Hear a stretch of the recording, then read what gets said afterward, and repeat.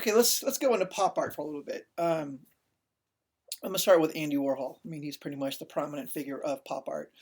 Andy Warhol was born Andrew Warhola um, on August 6, 1928. He was an American artist, director, producer, and a leading figure in the visual art movement known as pop art. His works explore the relationship between artistic expression, advertising, and celebrity culture. If in a lot of ways, it's not very far from where we are right now, actually. But this really started to flourish in the '60s, and it was really because of a span of media that started to, I think, really hit home in culture. There was a lot of countercultural movement going on, um, but at the same time, there was a lot of celebrity worship, I guess. So I think this is a big part of why pop culture flourished. And he specifically, Warhol, got into it with a combination of commercial art and kind of fine art, if you will, and kind of combined it. Multimedia, really, in a lot of ways. He was a filmmaker, he was a painter, he was a screen printer, he was a photographer, a sculptor. So I think he really kind of hit all the various boxes when it came to various ways of executing his art. He was born and raised in Pittsburgh. He actually initially wanted to do a career in commercial art and an illustrator. Um, it wasn't until after he started exhibiting his work in several galleries in the late '50s that he began to receive the recognition and the influence and become an influential and controversial artist.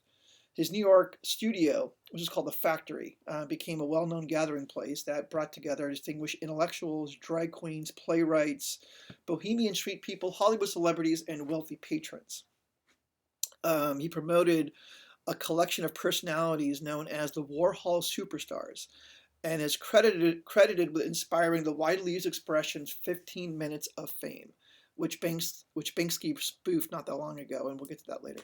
In the '60s, Warhol managed to produce and manage and produce an experimental rock band called the Velvet Underground. And he also founded a premier fashion arts magazine, very style magazine at the time, called Interview Magazine. He's authored many books, including The Philosophy of Andy Warhol and Popism, basically Warhol in the '60s. He was an openly gay man, and especially before the gay liberation movement even happened. Um, and it was really because of um, a response to a gallbladder surgery he had um, at one point in his life that he actually died of cardiac arrhythmia on February 27, 1987, at the age of 58. Warhol has been the subject of numerous retrospective exhibitions, books, and feature documentaries. He's in the film Basquiat that David Bowie plays. Warhol. The Andy Warhol Museum in his native town of Pittsburgh holds an extensive permanent collection and archives, the largest museum in the U.S. dedicated to a single artist.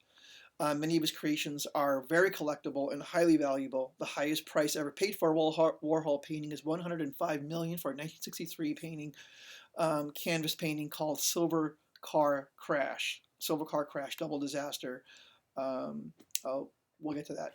His works include some of the most expensive paintings ever sold. Definitely one of the most, I think, famous artists of the last 100 years. What Warhol did best was put a spotlight on ordinary things: soup cans, fast food, movie stars. It's pretty safe to say that Warhol was an unusual person. He wore a wig, loved the smell of dry cleaners, and was said to often go through airport security lines, checkpoints on purpose because he just thought it was kind of fun. Um, okay, so here's a little taste, a little video about Warhol. This is kind of long. Watch as much as you want, but at least watch the first minute and a half. But you'll kind of get an idea of like a little personality of Warhol.